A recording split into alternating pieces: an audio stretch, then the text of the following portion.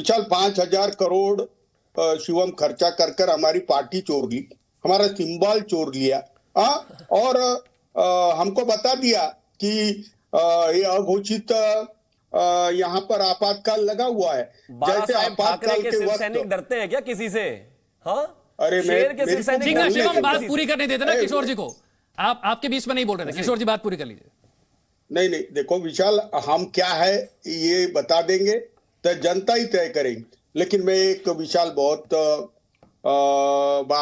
Important बात करना चाहता हूं कि जब मोदी पंतप्रधान है तो उनकी गरिमा से ही बात होनी चाहिए, तू तड़ाक से नहीं होना चाहिए। इससे ज्यादा कोई इंप्रेशन नहीं गिरता, ना वोट बढ़ते। लेकिन मोदी जी भी जो, अरे किशोर जी, आप तू तड़ाक की बात कर रहे हैं, महिमा जी तो अभी कह रही है कि हम तो भगवान की प्रार्थना करते हैं और तू और तेरा करते हैं, दिल से कनेक्ट करते हैं भगवान से। अब मल्लिकार्जुन खड़गे साहब भी मोदी जी से कनेक्ट करते होंगे इसी तरह से दिल से, तो कह दिया होगा तू और तेरा। नहीं, मोदी जी जिस प्रकार से अहंकार में आ चुके हैं, ये सत्ता का अहंकार तो टूटेगा, लेकिन मोदी जी को मोदी जी बोलकर भी बोला जा सकता है, उनको प्यार से भी बोला जा सकता है। केवल गाली गलौज करने का अधिकार अभी पराजिता सारंगी के पास है, क्योंकि पराजिता ही रहेगी, वो अपराजिता नहीं रहेगी, क्योंकि इन्होंने कुछ किया नहीं ना 9 साल में। ठीक है, 9 साल में पराजिता। अजय गुलिया साहब भी बहुत देर से इंतजार कर रहे हैं। अजय गुलिया साहब, सारी विपक्षी पार्टियां इसी इंतजार में थी कि भाई कांग्रेस पार्टी का महाधिवेशन है, भारत जोड़ो यात्रा राहुल गांधी ने पूरी की है, आज जो मंच से एजेंडा सेट कर देंगे वही 2024 लोकसभा चुनाव का एजेंडा होगा। नजर आया आपको एजेंडा? नहीं, बिल्कुल राहुल गांधी जी के पास कोई एजेंडा नहीं है, कोई विजन नहीं है। देखिए, उनके लिए एक बात बिल्कुल स्पष्ट है और मैं कहना भी चाहूंगा कि तेरे पांव के नीचे जमीन नहीं, और कमाल यह है कि तुझे यकीन नहीं।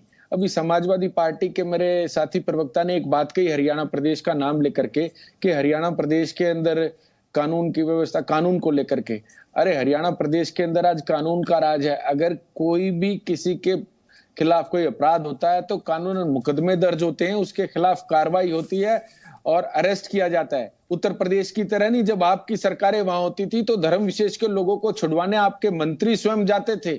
जब बहुत से लोगों की हत्या हो जाती थी, दंगे हो जाते थे, और उन आरोपियों को छुड़ाने आपके मंत्री स्वयं थाने पहुंच जाते थे और डीएम और एसपी तक के तबादले कर देते थे जो अन्याय के खिलाफ आवाज उठाते थे। कम से कम आपको ये बात हरियाणा के विषय में नहीं कहनी चाहिए थी। आज हरियाणा के अंदर कानून का राज है। देखिए, कोई सीआरपीसी, आईपीसी, ये सब इसीलिए है, अगर कोई अपराधी अपराध करता है तो उसके ऊपर कानून का शिकंजा कसा जा सके, उसके खिलाफ कार्रवाई हो सके।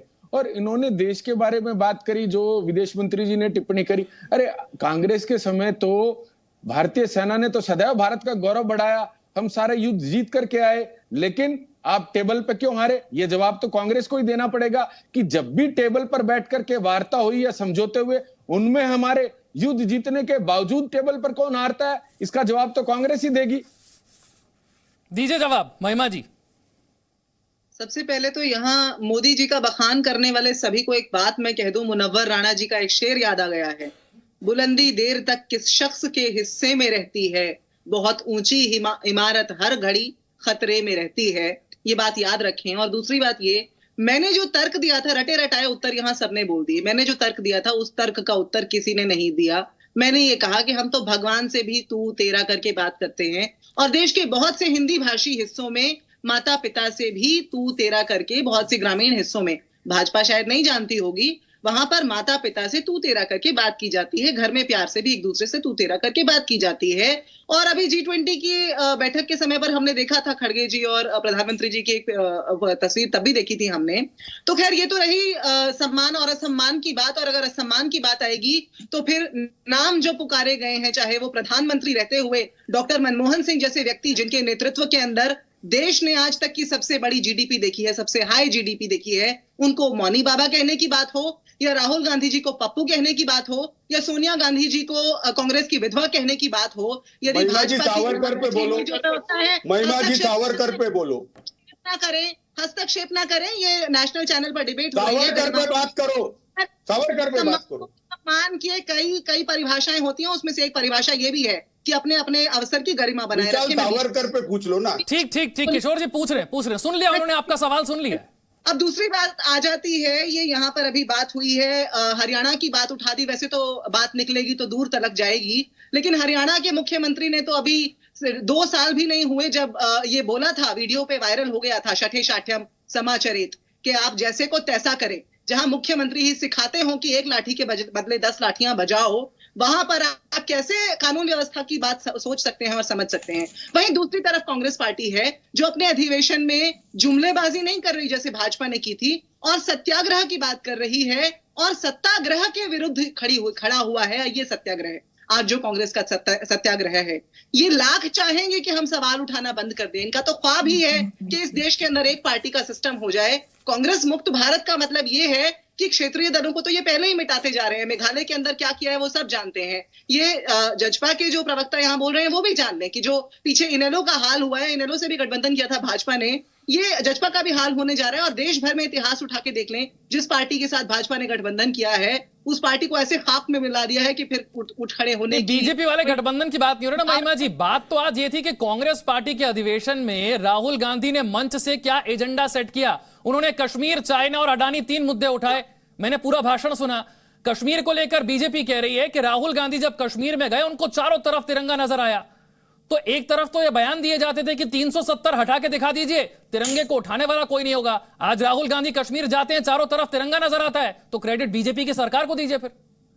नहीं, बिल्कुल भी नहीं। क्यों देंगे हम बीजेपी की सरकार को क्रेडिट? क्योंकि ऐसा नहीं है कि कश्मीर के अंदर पहली बार तिरंगा फहराया गया हो, या उससे पहले कांग्रेस की वजह से ये है कि शांति वहां पर जब बनी रही तब शांति वहां पर कांग्रेस की वजह से बनी रही। और 370 जो हटाने की बात है, 370 वो कोई भी सरकार होती, समय उपयुक्त होने पर कोई भी सरकार उसके ये तो महिमा जी आपने कमाल ही कर दिया। ये तो पहली बार किसी कांग्रेस प्रवक्ता के मुंह से 370 को लेकर तो आपने कह दिया कि जो भी सरकार होती वो हटाई देती। कांग्रेस पार्टी की तरफ से तो आज तक ऐसा बयान नहीं आया। एक मिनट मैंने कहा आप दोबारा चलाइए जरा मेरा वक्तव्य, मैं बोलने नहीं, आप बात पूरी कर लीजिए। ना मुझे किसी के शब्दों को गलत तरीके से रखने की कोई इच्छा नहीं। आप बात पूरी कर लीजिए, कोई दिक्कत नहीं है।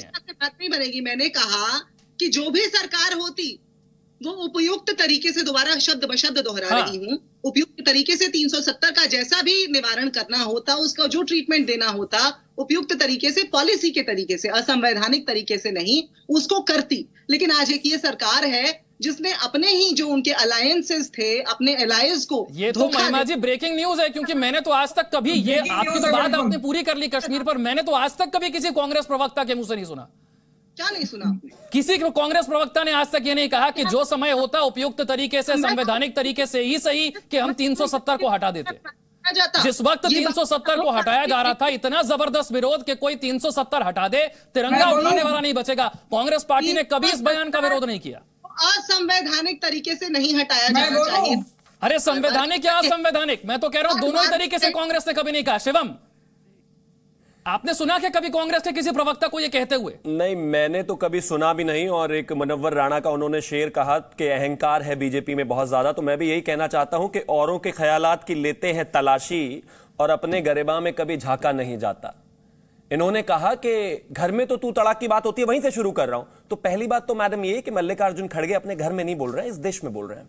दूसरी बात, मां बाप से भी तू तड़ाक हो जाती होगी, हमारे यहां तो संस्कारों में होती नहीं है। और दूसरी बात ये, यहां पर कोई किसी का मां और बाप भी नहीं है। अब 370 पर आते हैं। इन्होंने कहा कि ये तो हटानी ही थी। अब उपयुक्त समय कैसे चाहिए होता है, विशाल जी जरा आप मुझे बताइए। 58 साल ये सरकारों में रहे, देश के करीब करीब हर राज्य में इनकी सरकार रही, ठीक है। 2004 से 14 तक भी ये बहुत रीसेंट रहे, ठीक है। 57 में एक इंटरव्यू नेहरू जी का पड़ा हुआ है, वो कहते हैं कि ये तो घिसते घिसते घिस जाएगी। कितना घिसेंगे भाई? कितना लंबा सत्ता चाहिए एक ही परिवार को? पहले नाना जी रहे, फिर उसके बाद दादी जी रही, फिर उसके बाद पिताजी रहे, फिर उसके बाद माता जी सुपर प्राइम मिनिस्टर रही। उसके बाद भी आप कहते हैं कि उपयुक्त समय होता। उपयुक्त समय तो मुझे नहीं लगता इससे ज्यादा कोई और होना चाहिए। और जहां तक बात बार बार ये कहा जा रहा है कि जो माहौल है, पहली बार तिरंगा नहीं फहराया गया, ये नहीं हुआ, वो नहीं हुआ। देखिए मैडम, बात बहुत साफ है। इस देश ने उसी जम्मू एंड कश्मीर में प्रॉस्पेरिटी देखी है। वहां की प्रॉस्पेरिटी अब इस देश को और दुनिया को नजर आती है। वहां पर जो सुकून है दुनिया को नजर आता है। वहां पर जो आईसिस के झंडे नहीं है, तिरंगा है, वो देश देख रहा है। और ये आपके मानने ना मानने से कोई फर्क नहीं पड़ता, बिकॉज़ आपकी मजबूरी है, आपको तो करना ही है क्रिटिसिज्म। लेकिन देश उसको किस तरीके से लेता है वो साफ दिख रहा है, और वो चुनाव दर चुनाव भी नजर आ रहा है। तो मुझे लगता है कि जो वो कह रहे हैं बिल्कुल रेलेवेंट है ही नहीं।